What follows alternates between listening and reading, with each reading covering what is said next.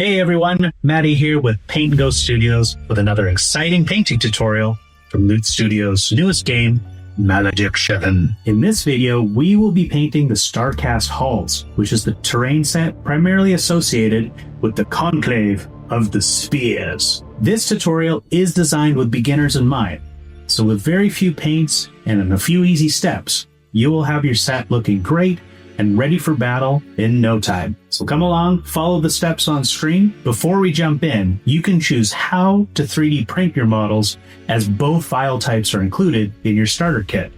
You can choose to either print them in resin for the highest quality, or you can choose to print them in PLA or plastic on an FDM printer. We have opted to print the sets in FDM or in plastic for more durability, easier ways to transport, and we find with the high detail setting on our bamboo printer, we can bring out most, if not all, the details. And let's get to it. You're gonna want to start by priming the models black. For the first color, we're going to be using Pro Acrylic Bronze, where we're going to be painting most of the structure pieces and even a lot of the flooring. Mostly, we want to avoid anything that looks like dirt or ground. And as you see here in the clips following, I'm going to use a light dry brushing effect with the metallic color. Now, a big tip if you've never dry brushed before is you want to apply some moisture to the brush, a little bit of water, before drying off the brush on a paper towel. And this will allow the paint to come up a lot smoother and avoid chalkiness when you do the dry brushing effect. So I'm going to go through all 5 pieces with the one color. And the only thing I'm trying to be careful of is trying not to get onto the stone, rocks. But if you do touch that, totally fine, as it can touch it up later with the ground color. Make sure to do all 5 pieces so that they look like this, and touch up and dry brush metallics wherever needed.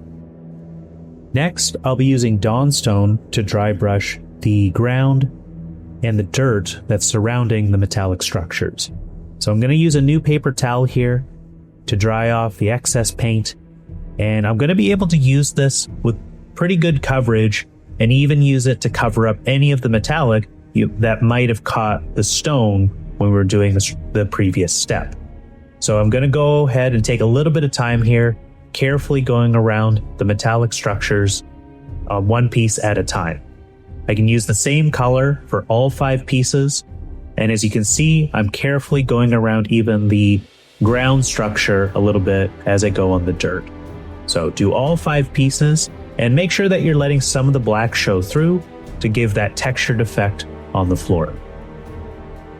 Next, I'll be using Nuln Oil Gloss. Now, you can use just normal Nuln Oil, but I find going over the metallics with Nuln Oil Gloss just gives it a nice shine at the end of it all and makes it pop a little bit more when you're finished.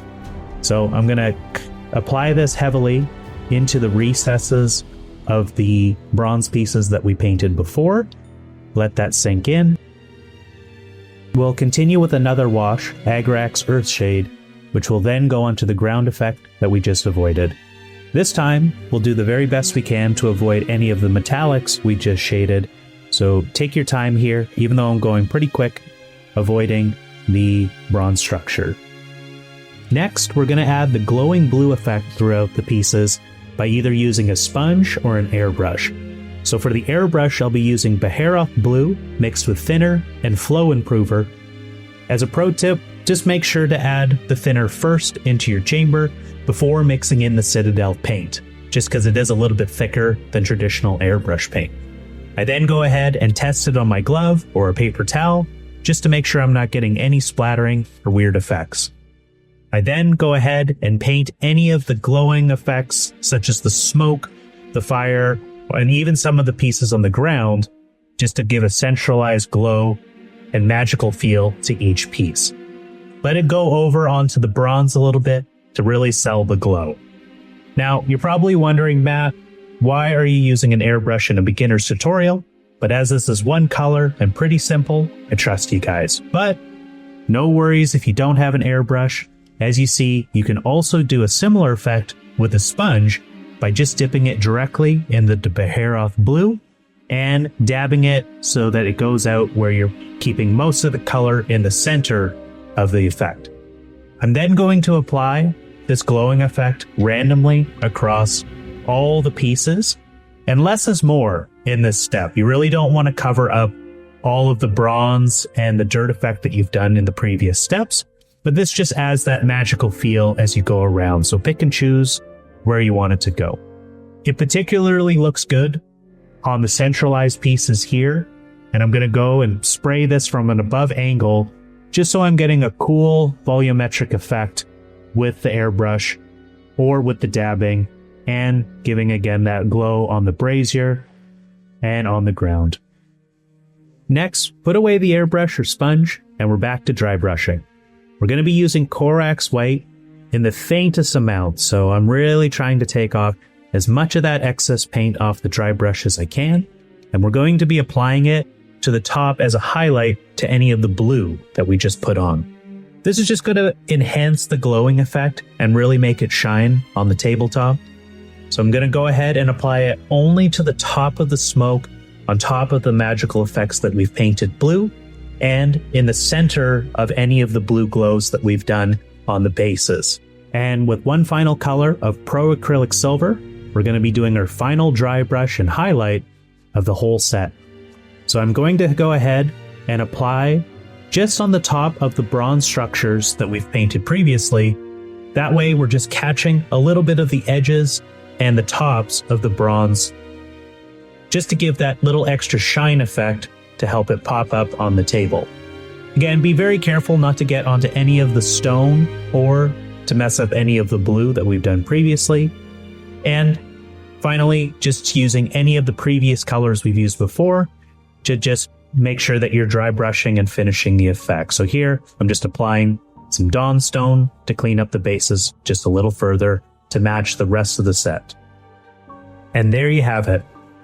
Your entire Starcast haul is completely finished if you've followed all the steps in this video. It's a really quick and easy way to get an impressive finish on this set so that's ready for the tabletop in no time flat. With a little bit of practice, you can get the whole set done in a little less than an hour and get to your first game of Malediction as soon as possible. If you like how the terrain set turned out, please like the video and subscribe to our channel, as we will be painting all 4 our sets for all the factions of the game. That way you can choose from any faction's terrain set and have an impressive board in no time.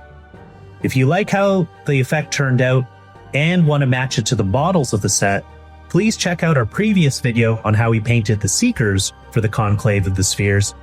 And until next time, thank you so much for watching our tutorials.